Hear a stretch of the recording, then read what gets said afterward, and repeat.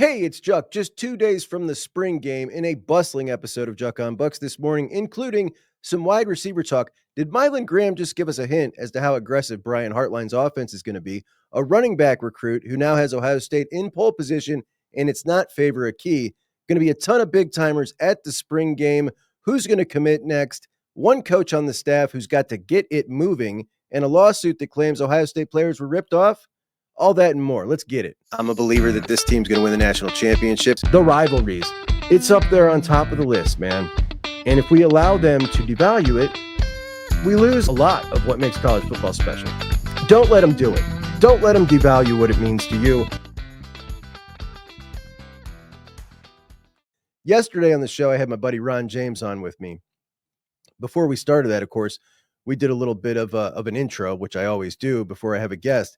And in that intro, I said that I was going to the Elite 11 this Sunday in Massillon and that Juck on Bucks had been credentialed. I apparently wasn't very clear on that. What I meant was I was credentialed for that event at the Elite 11. I apologize. That was not clear. Some of you took that to mean I was saying I got credentialed to cover Ohio State football. That is definitely not the case. And I know some of you would like that, and I really appreciate your support on things like that. Go Bucks. And while I think that would be really something that would be really cool, I actually do have work to do here in Summit County, and heading down for a press conference on a Tuesday with a 4.5 round trip. I don't think that would really be feasible for me unless I moved. But nonetheless, I think that it's taken a year and a whole lot of networking and grinding and a whole lot of hearing no. I've definitely gone about it the hard way. But when it comes to relationships and connections, thanks to you guys, I think we've made some real inroads, and we can do a lot of the stuff that's, I could do if we were credentialed. For instance, Tuesday, we heard from the wide receivers. And no, I was not there to ask the questions, but I want you to listen to what Bryson Rogers says right here. I'm just willing to make plays and show I'm one of the best receivers in America. So if that's on the outside, that's on the inside. Whatever Coach Hartline and this team needs me to help us win and show I'm one of the best receivers in America, I'm willing to do. So Bryson Rogers was asked, is he playing inside? Is he playing outside? He said he's playing everywhere. And we have talked about who's going to be that fourth man up after Jeremiah, Carnell, Brandon Innes. Is it going to be Mylan Graham? Is it going to be Bryson Rogers? Again, I don't play the I'm on this guy's team or I'm on that guy's team. And I certainly hope it doesn't come across like that when I talk about quarterbacks, because I despise the way people get in a clique, right? Like, I'm rooting for this guy, so I'm going to tear down this guy who's also a Buckeye. I can't stand it. I simply look at, who I think is going to give the Buckeyes the better chance to win. And sometimes if I ever come across like I'm rooting for someone, it's not that. I'm just rooting to be right. I want to be right. We all want to be right. Got nothing to do with rooting against the other guy, for me anyway. But I do see that sometimes, and you really saw it with the Devin Brown and Will Howard thing. You really saw it with the Devin Brown, Kyle McCord. We're going to be in this guy's camp, so we're going to tear that guy down. And I don't like that at all. But when we talk about these wide receivers, who's going to be the next one up? I don't think that Bryson Rogers came in with the kind of love we're used to seeing from Ohio State wide receivers when they come in. Now, he was outside the top 300 by a lot of services, and I think that has a lot to do with it. But a guy that was clearly underrated, he had the trifecta, right? He had the holy grail of Alabama, Ohio State, and Georgia offers. And I'll be totally honest, I wasn't super stoked about him. The guy was coming in with Carnell Tate, Brandon Innes, Noah Rogers, who was, more exciting to me. Bryson Rogers was number 4 on that list of who I was most excited about coming in that class of 2023 in the wide receiver room. And then there was a YouTube channel that came out last year. And this YouTube channel was Bryson Rogers' friend who was recording Bryson Rogers at the Woody, and they were releasing several episodes. They were going out like the guys, Bryson Rogers' crew. Jelani was there always with him, and they're going out, going to the mall. But there's a lot of football stuff in there too. And in this football footage, they were, at the after hours or before hours at the Woody. Will was there, Devin was there, throwing balls to a bunch of the receivers, the tight ends. And it really wasn't until then that I realized just how talented Bryson Rodgers was. Now, Bryson Rodgers played 150 snaps last season. That was the 5th most for a wide receiver. So I'm watching this YouTube, and it is like you can judge guys on film, but when they're with their peers, and they're all excellent, right? They're all great. But you're watching them run routes, the same route, back to back to back. And you can just kind of see the subtle differences in the way they move and the athleticism and how fast they can get out of a break. Something about Bryson Rodgers watching that was just like, wow, I was way off on what this guy could do. And after watching that, I became a big fan. And I'm like, this guy, I think, can actually be a really great wide receiver. Same thing goes for running backs. When you're watching running backs in those drills, like you can just see the subtle differences from one to the next. And that's why I really like those. But Bryson Rodgers, acceleration, smooth, it's just a little bit different. And when we talk about Mylan Graham, when we talk about Quincy Porter, Bryson Rodgers, I think most folks would say these are the 3 guys you would think would be that next crew up after the starters. If there was ever a year to maybe rotate a little more in the wide receiver room, you would think maybe this is the year. But then you think about the starters. You got JJ, you got Carnell, you got Brandon Ennis. I feel like my game is definitely enhanced a lot. I became a lot smarter, I think. I'm playing faster. I lost weight, so I'm definitely playing more. I would say I'm definitely playing a lot faster. Everything's slowing down. I know every position. So if I know like the defenses, I mean, Coach Patricia's doing a good job trying to mess us up, but I still be knowing what they be doing. It'll be interesting to see how it plays out for sure. I don't know if there will be some more rotation, but you certainly got some worthy candidates here to get some balls that are in that 2 deep. But I think I've been way higher on Bryson than most, and I think when you pair Bryson Rodgers' talent with his attitude, which is extremely confident because he knows he's put in the work and he knows he's got the talent, and in a way been kind of doubted. He doesn't get much talk. He's got that edge about him, and that's why I think that he might be the guy that actually emerges as a playmaker in that 2 deep. It just gives me pause when I see that kind of confidence from somebody and that kind of skill. So when he said that, it really caught my ear, and I want to hear some more from him. So we're going to have him on the show. He'll be on the show tomorrow, and I've got a couple of questions. I want to hear something. I want to hear why he's so confident. I want to hear a little more about last season, because I did hear him say before that the team was really confident heading into the Oregon game at Autzen Stadium. All right, if that's the case, how confident were they heading into the Rose Bowl after the Tennessee game? I'd like to know that as well. So 10 questions with JUCK. Tomorrow we'll have Bryson Rodgers on. Bryson likes JUCK on Bucks. I don't know if he's a full-blown JUCK guy, but he definitely likes the show. And after Bryson, I want to get Peyton Pierce on. Peyton Pierce absolutely blowing up. Talked about the press conference the other day. The coaches were just raving about him, Matt Patricia, Ryan Day, but we heard Laurinaitis a couple weeks ago, and he was just going on and on. Peyton's going to play a lot. And I asked Peyton about this yesterday, about all the public praise he's getting, and Peyton answered exactly like you would think someone like Peyton Pierce would answer. I'm just trying to get better. It's a short trip from the penthouse to the outhouse. I mean, that's a Texas kid. That is definitely something a kid from Texas who works really hard and doesn't want a lot of praise and highlights on him would say. He's just a total stud. And he can definitely look, we'll get him on the show. I think we're going to get him on the show. I'm trying, but see, we can get things done here too. Even if I'll never be able to sit in that room and lob softball questions at Ryan Day in that meeting room, we can still get some things done. Thanks to you guys. Thanks to the popularity of the show amongst you guys. And it's been awesome, and I'm having a great time, and I cannot wait to talk to Bryson tonight. So that'll be fantastic. But we were talking about Ryan Day going live with those quarterbacks at the student appreciation scrimmage, and how surprised I was, how surprised you guys probably were. Here's Jeremiah Smith when asked about those guys going live. Coach Day makes the quarterbacks live like he did for a couple practices last week. as a wide receiver, Carnell, how do you think your quarterbacks responded over all three? I think they responded pretty good. I did not expect the quarterbacks to be live in a scrimmage.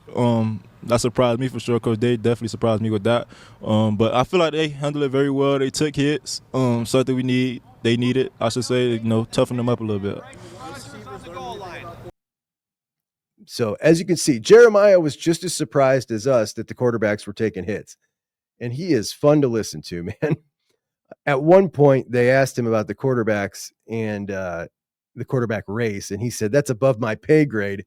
And Tim May said, "What is that pay grade?" It's a lot, man. It's a lot, and it should be, because he's now an American celebrity. He is an American celebrity. He's crossed over, and I think he's got, for one, Nintendo, I think, is paying him to advertise, and some other companies. Whatever they're paying him, they're getting a steal.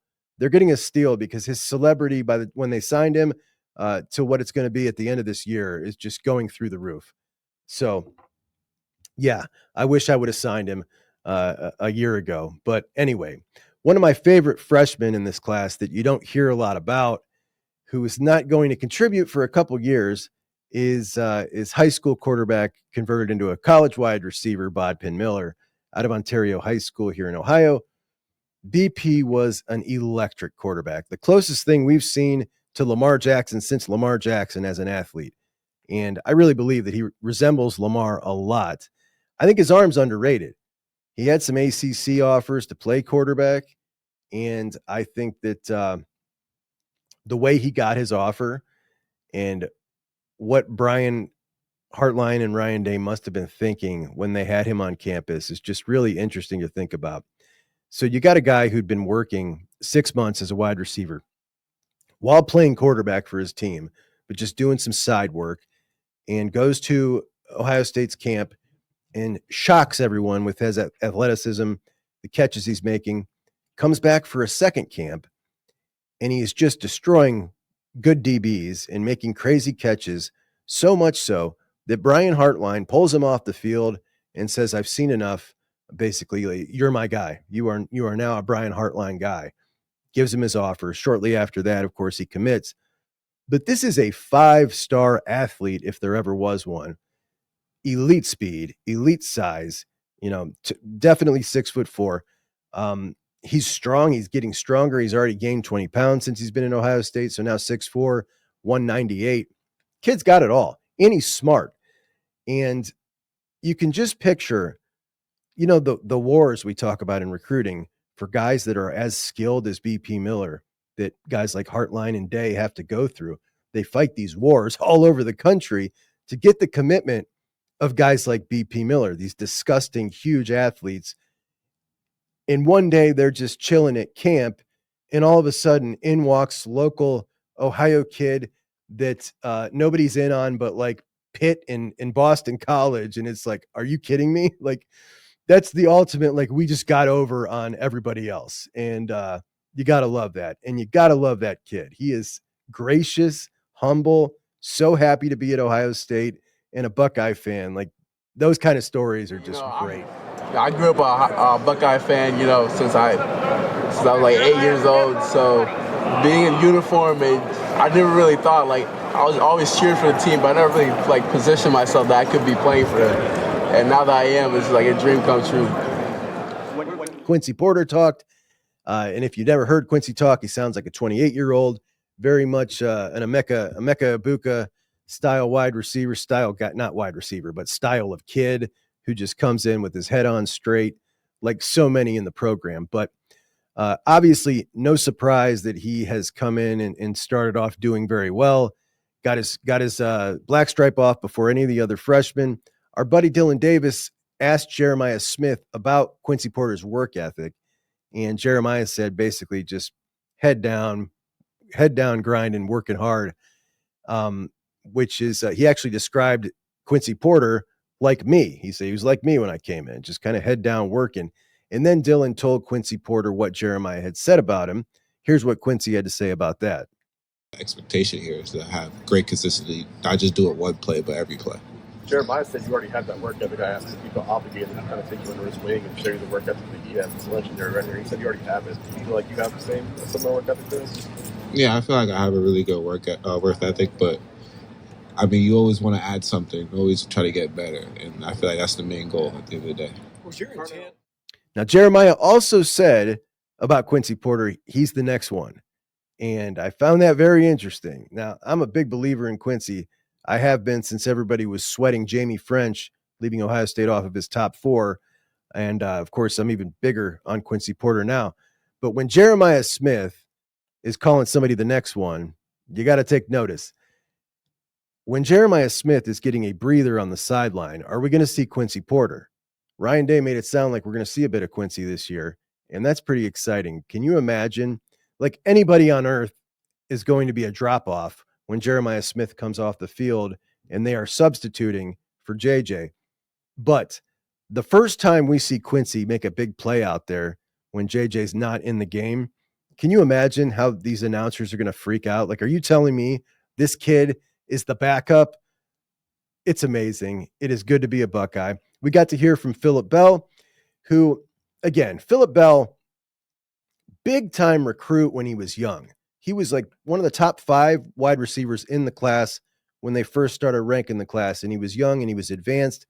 He switched schools, eventually kind of starts dropping down the rankings, and he was still a 4-star, like, top 300-ish kid, but not a lot of buzz around his recruitment, not a lot of buzz around his commitment. And we have been hearing quite a bit about Phillip Bell stepping up and making plays in practice, which is fantastic. He's got a lot of polish for a kid that age. He can make the ridiculous catches, really well-rounded, can play any of those positions, and a really, really great-looking prospect who's performing very well so far at practice. And this was what Phillip had to say since he's been there about why he committed to Ohio State. The freshmen have fit into it, and we're thriving now. What was it that made you want to come here and be a Buckeye? I just feel like Coach Hart, if he offers you a scholarship, you can't pass up the opportunity. He's sent so many guys to the league in the past years, first-round guys, past 4 or 5 years, and he's going to do it again this year with Emeka Egbuka. He's just going to keep doing it as these years come. So I'm trying to be one of those guys. Love that answer. And this is what I was just saying the other day about Laurinaitis. If you're a top 10 linebacker in the country and you don't want to commit to play for that guy, it's just obviously, and he's got nowhere near the track record that Hartline does. But that's how I would feel if my son was a 5-star linebacker. Where are you going to play? Well, you could play at one of the best colleges in the country, at Ohio State or Georgia or Alabama. Son, where do you want to go? Well, it's not much of a choice. You're going to go play for James Flippin' Laurinaitis. And if you're a wide receiver and you get that offer from Brian Hartline, I can see why a lot of people would not want to enter that room.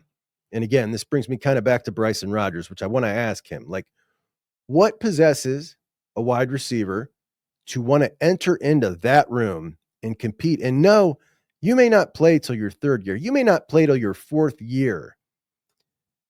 You have got to have some serious belief in yourself to do that. You know what I mean? Because you can go other places and play in another good wide receiver room. It's just different at Ohio State. Everybody can be an NFL star if given the opportunity. Every one of them. They're all that good. It's crazy. But Phillip Bell, another guy who is really, really talented. We also heard from Des Jones. Unfortunately, Dez's microphone wasn't working great, and Dez is kind of quiet anyway, so I'm not going to play any of that. But Des, we've had him on the show, another awesome young Buckeye. So always a plethora of riches in the Ohio State wide receiver room under Brian Hartline. And I really think that 20 years from now, we're going to look at the period of Brian Hartline's tenure as an Ohio State wide receiver coach, not just Buckeye fans, but college football fans in general. And it's just going to be a one-off, something we'll never see again. Just a really crazy time we've been living in with this Ohio State wide receiver room. But really excited. Really excited to see Mylan Graham play. He thinks that Brian Hartline is more aggressive. So he said excited as... Now, Mylan Graham said that Brian Hartline, since he's been the offensive coordinator, the offense has felt more aggressive. Now, when you hear more aggressive, I think more skewed towards the pass. And a lot of people have called Ryan Day pass happy for years, or Ryan Day's offenses are pass happy. Hear it all the time. Ryan Day's coached 6 full seasons now at Ohio State. And when we look at the run pass ratio over the past 6 seasons, there has only been one season where Ryan Day's offense has passed the ball more than they've run the ball. But you hear it all the time that he's pass happy. In 2019, they passed the ball only 38% of the time. In 2020, just 40% of the time. Then in 2021, they passed the ball 54% of the time. That is the only year under Ryan Day that there were more passes than runs. In 2022, 47% pass, 2023, 48, and in 2024, 46. So you got one outlier year. But in 2019 and 2020, his first couple of seasons, way more runs than passes. So what's it going to be this year? We're looking at an inexperienced quarterback, any way you slice it, an offensive line who looks like a bunch of road graders that I think are going to be very good at run blocking. I think it'll be their strength. And which direction is it going to go? My thought was a little while back that this was going to be a more run-heavy offense with the younger quarterback, with that offensive line. But now listening to Milan, maybe I was wrong on that. Maybe they'll be more aggressive. Ohio State's general manager, Mark Pantoni, who is essentially the founder of that position. He is like the OG. He gives seminars and teaches all these young up-and-coming general managers how to be general managers because he is the originator. He's a pioneer in this industry.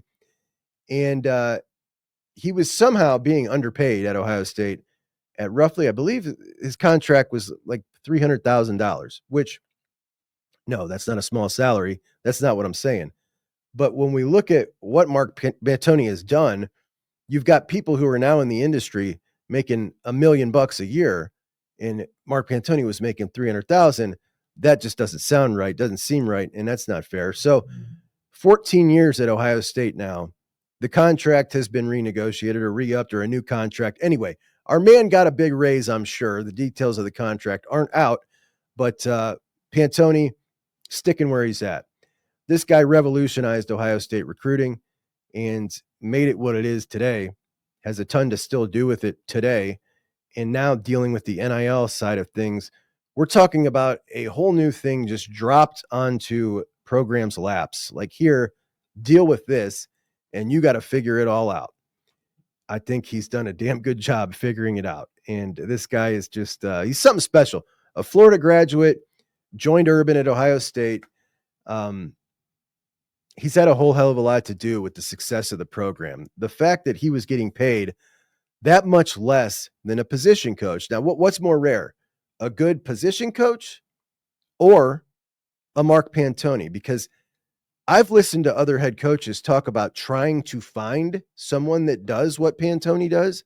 Listen to James Franklin talk about trying to find it. He can't even find it. I think what he does is way more rare than a good position coach.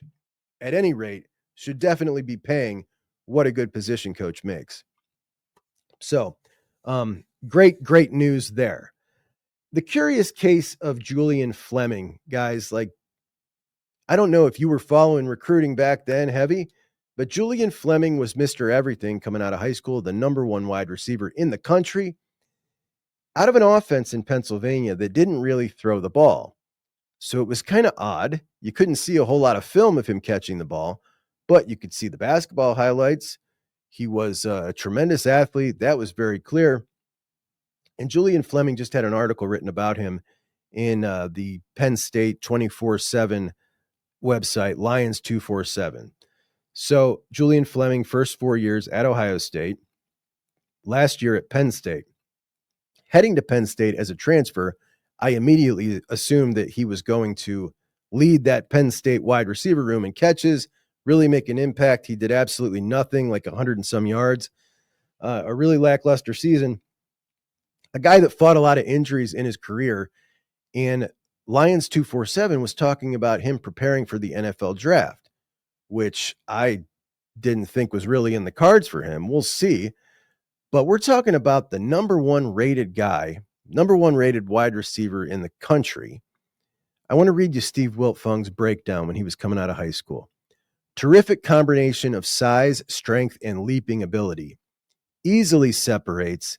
Speed and physicality make him elite after the catch.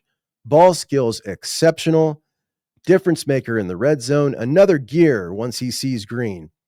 Nobody in the country has the tools that Julian Fleming does. Also stands out in basketball. A scoring machine playing above the rim. An elite jumper.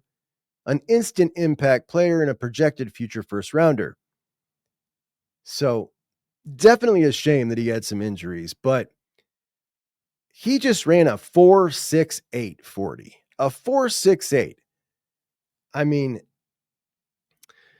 a very beloved teammate at Ohio State. He says he's working out ahead of the draft with the Eagles, the Ravens, the Giants at their local days. And conversations with those teams have been, quote, brief. But he expects the dialogue to pick up once he does those workouts. Now, I'm certainly rooting for him, but I don't like his odds of getting drafted in the NFL or having any success. It's a shame, man. It really is a shame. And, I don't know. I don't like to use the term bust when someone's been injured a lot, like Julian Fleming has, but a disappointment, yeah, for a number one wide receiver, certainly. So hopefully someone takes a flyer on him. But we talked the other day about Nathan Bernhard, quarterback out of Ashland. Ohio State fans have been rooting for him to get an offer in this class of 2026 for a long time now. He's a huge kid, got a massive arm, steadily improved. His junior year was a lot better than his sophomore year. Visited Ohio State this week. Now, Sunday, he's going to be at that Elite 11. Ryan Day will be there because RJ is competing. And Nathan Bernhard will have a real chance to shine with Ryan Day after having a really nice meeting with him over the week. Going to be throwing next to Brady Edmonds. So it'll be pretty interesting to see Ryan Day's 2027 commit and Nathan Bernhard, a guy who's trying to get that offer. Be interesting to compare. All right, how far away is this arm from that arm? When we're talking about Brady Edmonds, it's the best of the best. Number 2 rated quarterback in the country. He would be number 1, but number 1 is just as big with a cannon for an arm and also a very elite athlete. Brady, pretty good. I don't want to sell him short. A really good athlete. There's a 50-yard run in his highlights, and he's cooking. But basically, Nathan Bernhard has the audition of his life. Like, this is his shot at the Elite 11 with the Ohio State coach there. They just had a meeting. Can he earn this offer that he clearly wants so bad? It's going to be something, man. It's going to be a sight. I'll certainly shoot some footage and play it for you guys when we recap that Elite 11.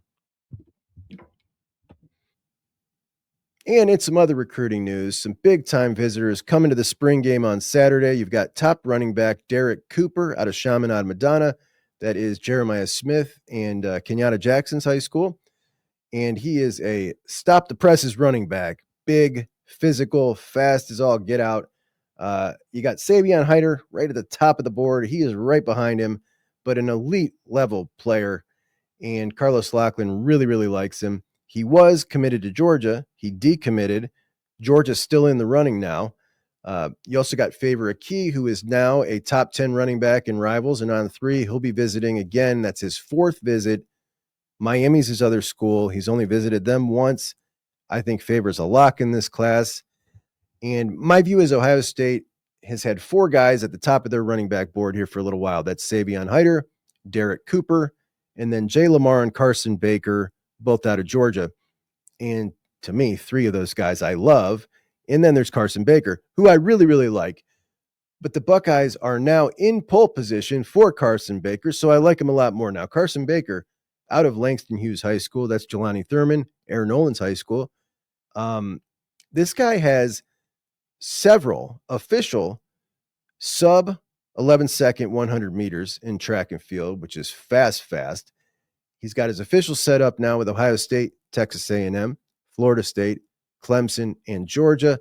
The 24/7 composite has him as a 4-star, top 175 prospect, the number 14th ranked running back. And things are looking real well between the Buckeyes and Carson Baker. I think this happens a lot with quarterbacks. You know, you'll see a lot of the same schools after a lot of the same guys. And as soon as one commits, the dominoes just kind of fall. That's what we've got going on with the top of the running back board this year. The hope is that Ohio State just gets one of these guys. Any one of them you'll be happy with. And then Favor a key feels like this is a lock with Favor, right? 4 visits to Ohio State now, just 1 to his other school, Miami. I don't know what he's waiting on. I think he's just having fun. But he really wanted that offer. He seems Buckeye all the way. You've also got Chris Henry Jr. coming back again. He was just at the student appreciation scrimmage, so he'll be back in town again after shutting down his recruitment on April Fool's Day. Simeon Caldwell, safety commit out of the Bulls School in Jacksonville, Florida. He comes into town for the first time since his commitment. Quarterback Brady Edmonds, who the following day will be at the Elite 11. Brady has not come out and made an announcement. I don't think that he shut down his recruitment, but it's shut down. He doesn't talk to anybody else, as he told us here on the show. Who won't be in town is Blaine Bradford, number 1 safety who just committed, but Blaine also shutting down his recruitment. Now, a lot of people, they don't believe that Blaine is going to keep his recruitment shut down. They didn't believe he would do that, but he doesn't appear to be interested in taking any visits. He's all Buckeye all the way. In a massive visit at linebacker for the number 1 linebacker in the country, Tyler Atkinson out of Georgia, who really likes Ohio State. He really does. I don't know if James is going to be able to pull it off in the end, but he's got the Buckeyes in position, the best position you could be in for a kid out of Georgia at this point in his recruitment. But boy, if he did, that linebacker room would be just insanely dynamic. All right, defensive line, you got to get some momentum cooking here. You got Derek Coleman-Brusa from Washington State, who I really like, 4-star top 200 kid, 6'5", 270, just a monster. He's got 5 schools he's interested in: Washington, Oregon, UCLA, and USC, and Ohio State, of course. And Ohio State, the only school outside of the West Coast, which looks like so many of the Southern recruitments, where you got 4 Southern schools and then Ohio State, which I love. But this is a football playing kid. I really like this kid. And, we'll see how the Bucks are moving, how this visit goes with him. You also got Cam Brickle, who's a big old dude from IMG in the middle, 6'2", 305, 3-star. I think he'll rise. I really like the way he plays. He's kind of a bully, but he doesn't talk much to anybody, so nobody really knows where he's standing here. Last weekend, you had Damari Simeon in. Damari Simeon, 6'2", 275, one of the top prospects out of the state of New Jersey. Really strong, really physical, super quick first step. Highly rated 4-star. So he comes in and he visits, and I read a quote that he said about Larry Johnson, talking about all the good players that he's coached. And then he said, he goes on and on about all the good players he's coached. This is really funny. A new offer, Tyson Bacon, a Tennessee commit, 6'3", 263, 3-star, 4-star, depending where you look. Have not watched his film yet, but by the time I am, I'll play it here. This is him playing. I'm just going to play it right here because I'll have had it done, and we'll watch it together when I edit this and put it in post production, as they say. But when we're looking at all these guys, we're looking at all the rest of the coaches on the staff. Larry Johnson, somebody said in the comments the other day, measuring him up against the rest of the staff, that I never thought I'd say it, but Larry Johnson is now the weak link. And somebody said that. Somebody countered and said, judge Larry by Larry's draft picks, not star rankings. And Larry is going to have 3 very highly rated draft picks that just left this 2021 class. And that's for sure. The problem is we've not seen a lot since then. And the momentum kind of going down. The following class, you're going to have Curry and Kenyatta. And Kenyatta certainly has the potential to be a very high draft pick. Caden, not so much, just based on his measurables and how he's going to test. It's not going to be super high. Also in the mix here in a couple of years, you're going to have Caden McDonald and Edric Houston. They'll both be there. But when you look around after the class of 2021, which let's not forget included 2 of the top 5 in the country in Jack Sawyer and JT, and the results have gone down. They just have. And whenever you say this about Larry, people get all irritated. But look, Larry used to recruit at a very high standard. It used to be the best of the best in the country. It used to look like Hartline's room. It used to look like Laurinaitis' room. It used to look like that every year, and now it doesn't anymore. And no, you don't judge them off stars.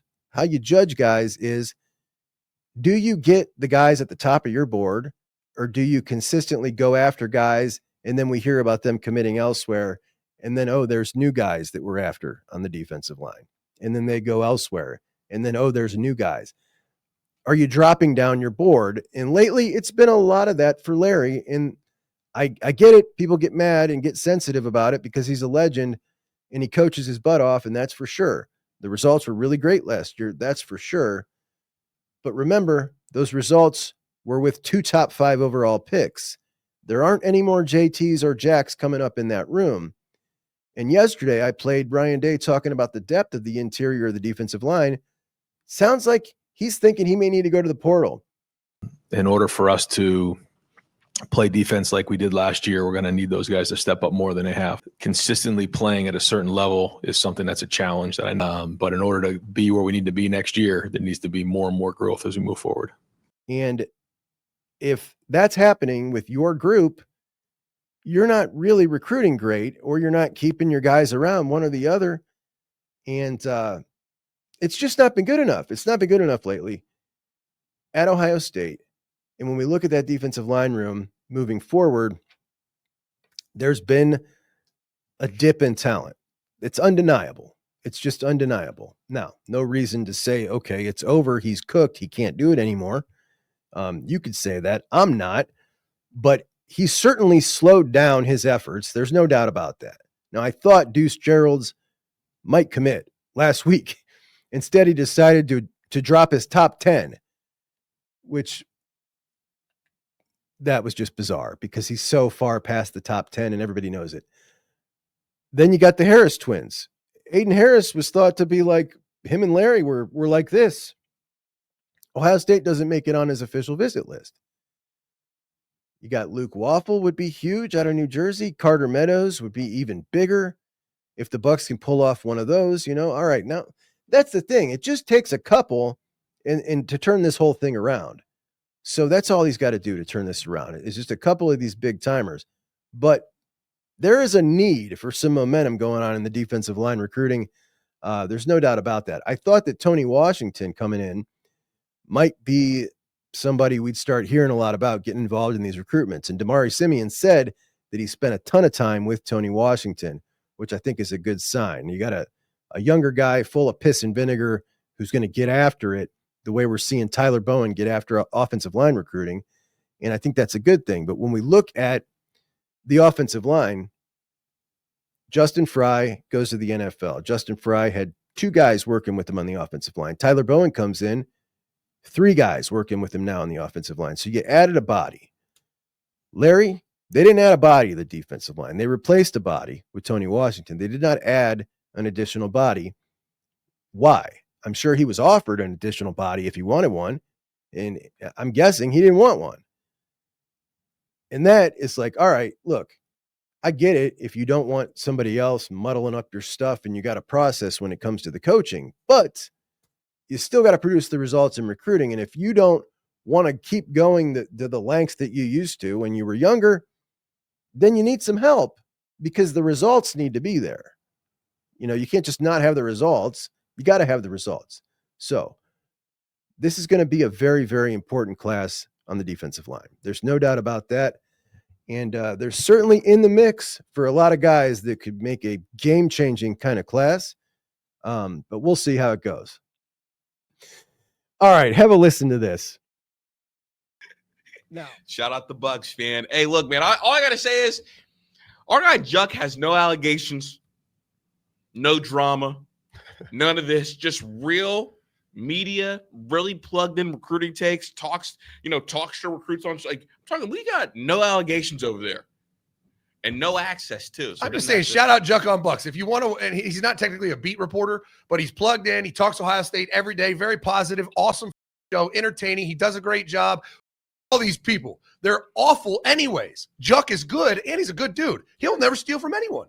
No, honestly, one of the nicest people I've ever met. I would implore you to tune into Juck on Bucks. I bet you, one, you'll like the show better, and you'll never have to worry about him getting sued and stealing all this. No allegations, just good content, man. You don't have to beat the case because he won't have a case. Right, that's a fact. Well, that's one hell of a nice compliment.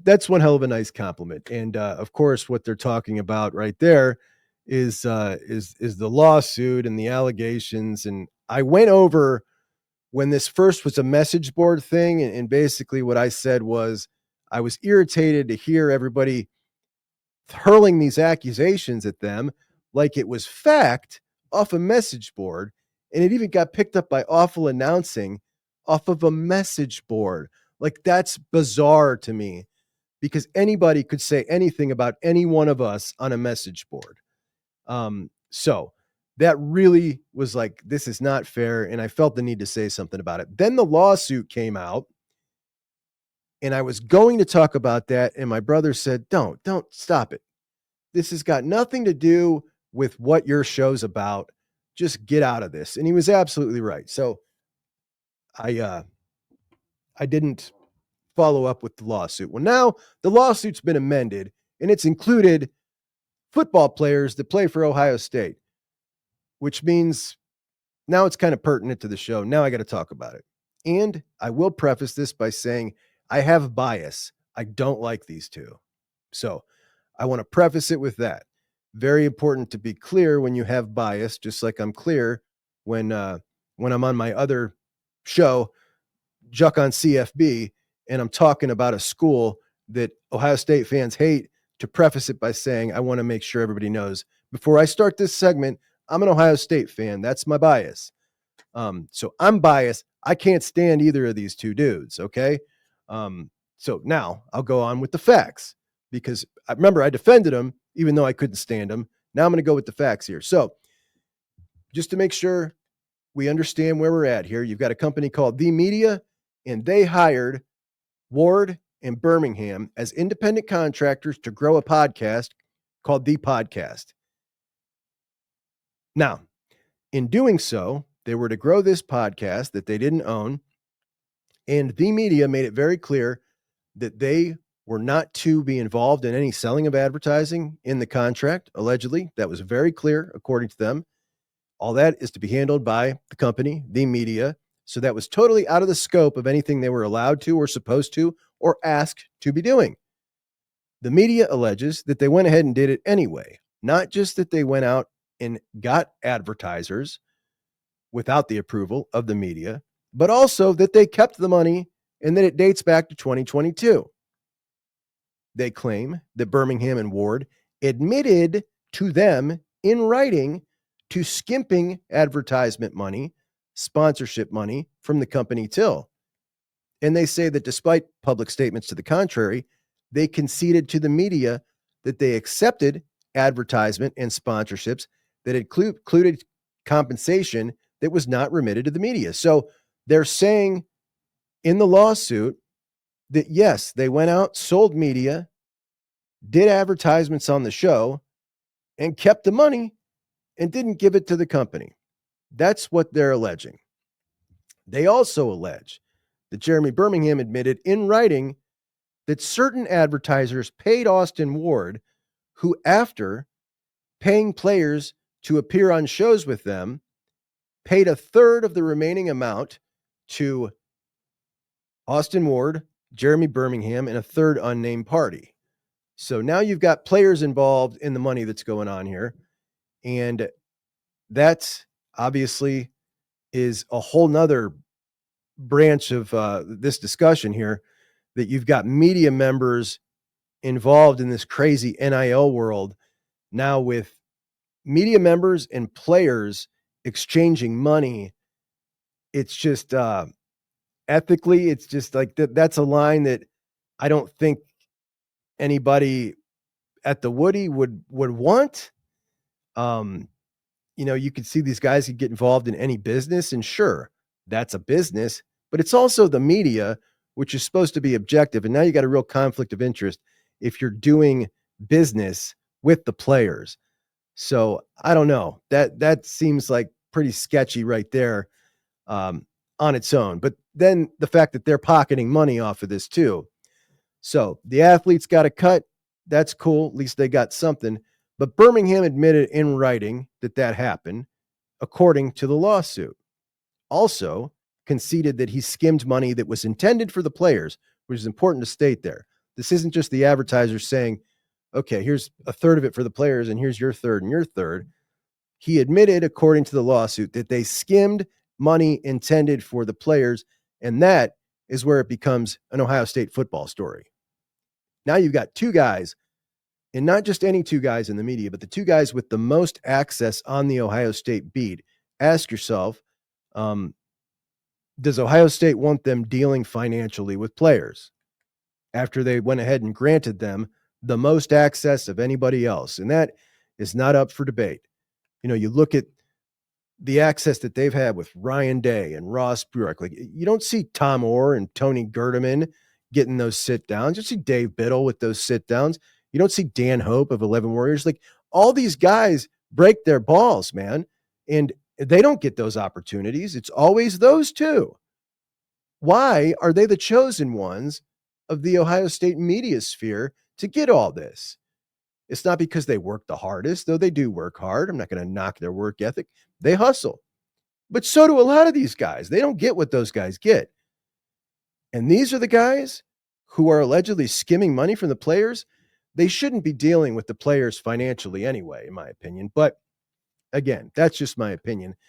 Back to the lawsuit. The lawsuit alleges that immediately after terminating them, 32 minutes after, in fact, Austin Ward made a fake invoice and sent it to a company. Now, this invoice was on behalf of a different entity other than the media, which is inferring that somebody out there owed money and he created an invoice to pay such and such. Such and such wasn't the media.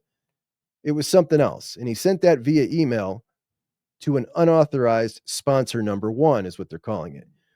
Unauthorized sponsor number one infers that there are more unauthorized sponsors. They also allege that Birmingham got into the media email after they warned him not to do it for the purposes, they allege, of viewing legal, financial, or personal information, potentially information regarding the lawsuit. So they sent him a cease and desist, tell him, don't access this email. You're not welcome in here anymore. And they say that they've got a digital record of him doing so anyway, apparently. So some people have said this could have been handled differently by the media, which I find an absurd claim, like just absurd. You catch someone allegedly stealing from your company, and the professional relationship, there's no coming back from. Once that trust is broken, this isn't someone you love. There's no forgiveness. Yet still, you maybe could eventually avoid a lawsuit, right? You could do that. Well, the media claims they gave the defendants a chance to come clean. They gave Berm and Ward a chance to come clean, show them the accounting. What did you do? And pay full restitution. They claim they did that. They claim Ward and Birmingham declined.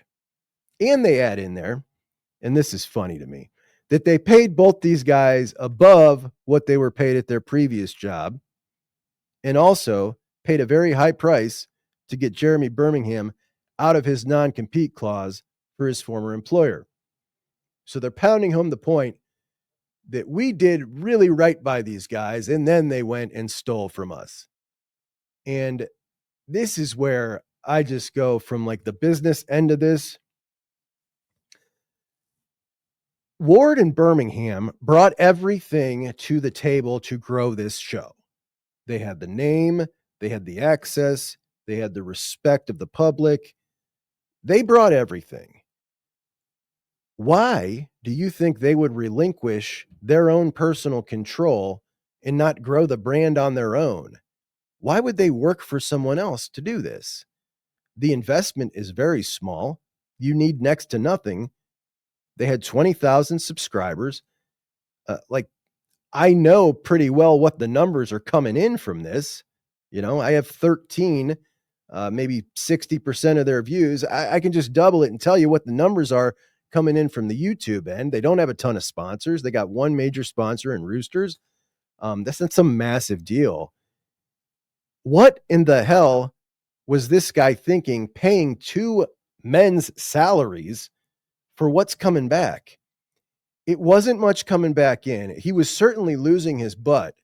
And when Ward alleges, and he does, that this guy wanted out of the deal, no doubt, he was losing money hand over fist paying these guys.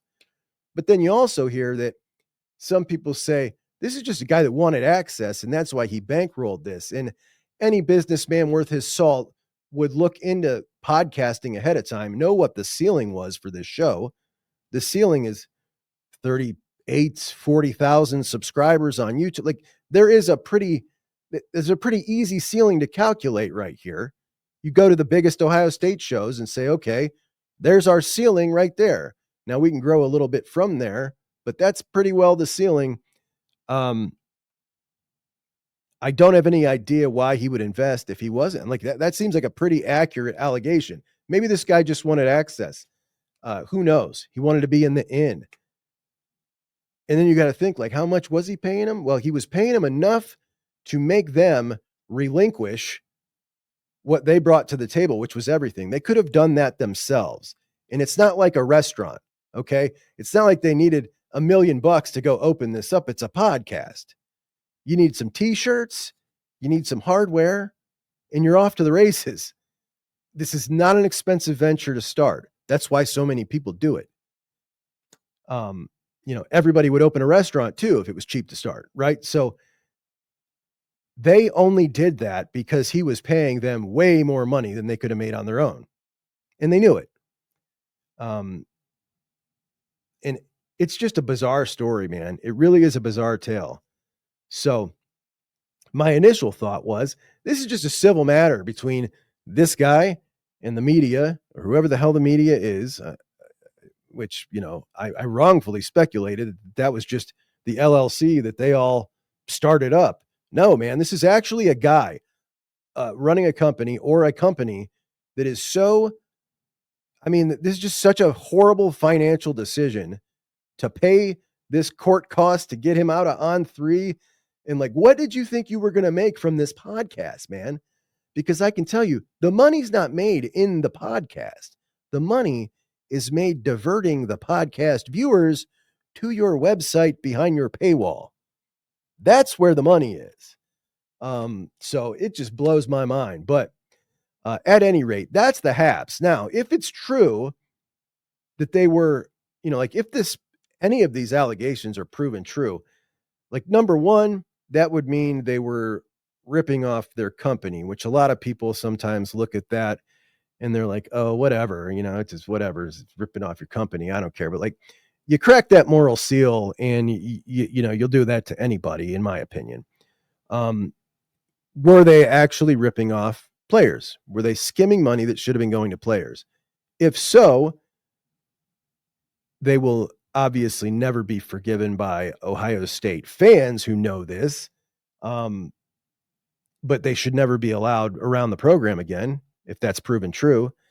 And while that is an alleged thing out there in the ethos, I would say, no, they shouldn't be around the program now. If you're in court and that's going on, like, you shouldn't be around the team. Like, you have been alleged of stealing from these players. You should not be around the team. So, or at very least have zero contact with any of the players. Like, at bare minimum, you cannot have contact with the players. That's my opinion on that. But again, maybe that's some of my bias, which I'm very clear about popping through. Very well could be. Who's to say? But I'll tell you the truth there. What Zach and Chris say is true. You'll never find any allegations like that about me, because I had my best friend embezzle $40,000 from me. And I'll be totally honest with you. When you say, and I heard a lot of people say, I even heard Zach say it today, I don't believe Berman do that. I've known him for, look, I'm telling you, Zach knows me probably better than Berm, and that ain't great. My best friend in the world did. Best friend. You don't have a clue what somebody will do when they feel entitled. And as far as the media could have handled it differently, man, I'll tell you what that felt like when I found out what happened. It felt like a knife through my heart. And yeah, granted, that was a friend of mine, and maybe it wouldn't feel that bad if it wasn't your friend. But just to think that anybody, just someone that you do business with, someone that you employ, would do that to you. It's a feeling, man. It's something. But for anybody to judge someone that that they should have handled it differently, that has no idea what it feels like to be in that situation, I don't know. It's a daft idiocy, I'd say. At any rate, I appreciate you all so much for joining me. Sorry for ending us on a bad note. I'll talk to you tomorrow. Juck and Bucks out.